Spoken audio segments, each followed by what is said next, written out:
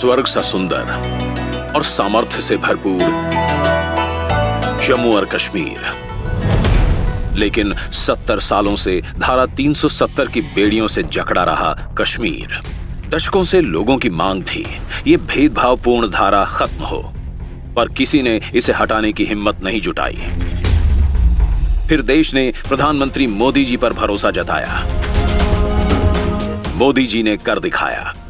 फौलादी इरादों के साथ 370 को हटाने का साहसिक निर्णय लिया। धारा 370 हटने पर विरोध करने वालों ने कई आशंकाएं जताई थीं। कुछ नेताओं ने इसे जल्दबाजी में लिया गया फैसला कहकर काफी विरोध किया था। कुछ ने इसे जम्मू कश्मीर की शांति व्यवस्था को भंग करने वाला कदम बताया था। पर सच तो यह है कि 70 साल पहले जो केवल एक अस्थायी प्रावधान कहकर लागू किया गया था, उस 370 को जब हटाया गया, तब न एक गोली चली, न रक्त की एक बूंद बही। पर हां, पिछले 4 सालों में कश्मीर की तकदीर और तस्वीर दोनों बदली हैं।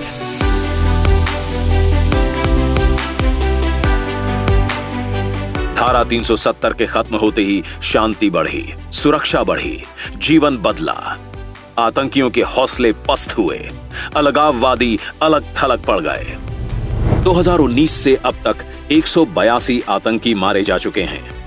89 टेरर मॉड्यूल ध्वस्त कर दिए गए, पत्थरबाजी की घटनाएं बंद हो गईं और अब कश्मीर में स्कूल बंदी और हड़ताल बीते दिनों की बात हो गई है।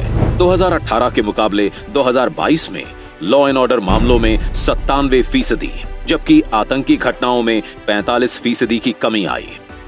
इस साल सीमा पार से किसी भी आतंकी ने घुसपैठ की हिम्मत नहीं जुटाई। अब जम्मू कश्मीर लोकतंत्र को मजबूत करने वाला प्रदेश बन गया है। वहां आज 35,000 इलेक्टेड रिप्रेजेंटेटिव्स पंचायतों तक की व्यवस्था संभाल रहे हैं। शांतिपूर्ण चुनाव से लोकतांत्रिक नींव मजबूत हुई है। जम्मू और कश्मीर में पहली बार ब्लॉक डेवलपमेंट काउंसिल के चुनाव हुए, जिसमें 98% से ज्यादा वोटिंग ने लोकतंत्र के प्रति लोगों की अडिग आस्था को जाहिर किया। पहली बार 3 स्तरीय पंचायती राज व्यवस्था राज्य में बहाल हुई। धारा 370 हटी तो लगभग 900 केंद्रीय कानून कश्मीर में लागू हुए।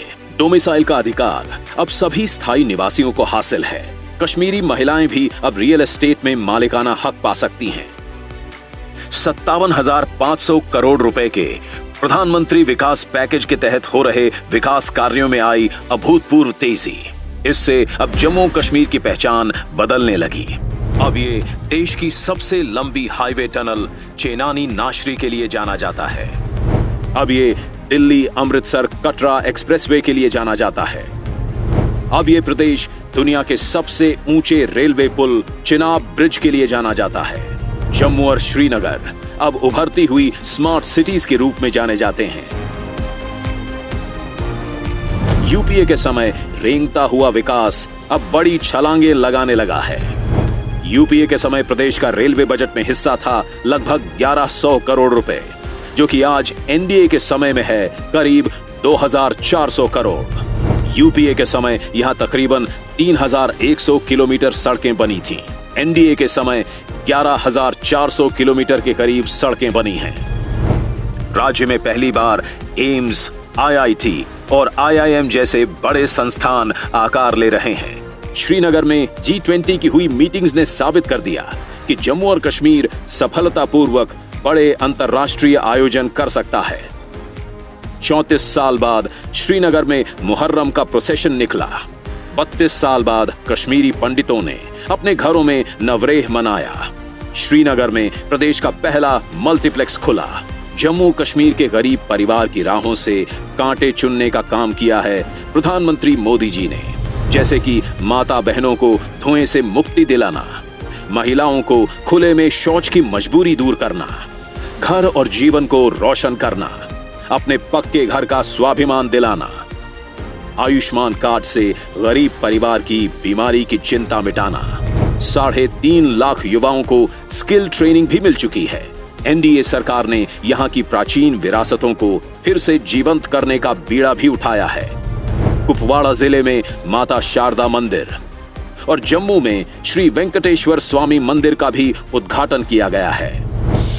अब जम्मू कश्मीर के साथ साथ लद्दाख में भी जनसेवा का उत्सव मनाया जा रहा है।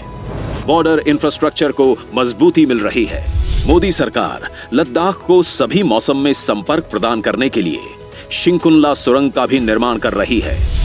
निर्माणाधीन जोजिला सुरंग भी भारत की सबसे लंबी सड़क सुरंग और एशिया की सबसे लंबी बाई डायरेक्शनल सुरंग होगी। इस सुरंग के निर्माण से श्रीनगर, कारगिल और लेह के बीच हर मौसम में और तेज कनेक्टिविटी मिलेगी।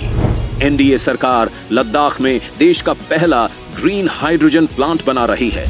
लद्दाख देश का पहला स्थान होगा जहां जल्द ही फ्यूल सेल इलेक्ट्रिक व्हीकल चलेंगे। लद्दाख करीब 70% भारत नेट कनेक्टिविटी के साथ डिजिटल इंडिया की बेहतरीन मिसाल बन रहा है। लद्दाख की गरीब माता बहनों को 11,000 से अधिक उज्ज्वला गैस सिलेंडर पहुंचाए गए हैं। लद्दाख में 33,500 घरों को नल से जल पहुंचाया गया है। आयुष्मान योजना के 1.3 लाख लाभार्थी हैं। करीब 2,100 पीएम आवास बनाए गए हैं। 960 करोड़ के मुद्रा लोन दिए गए हैं। अब जम्मू कश्मीर, लद्दाख अंधकार में नहीं, यहां विकास का सूरज प्रकाश बिखेर रहा है। जय हिंद।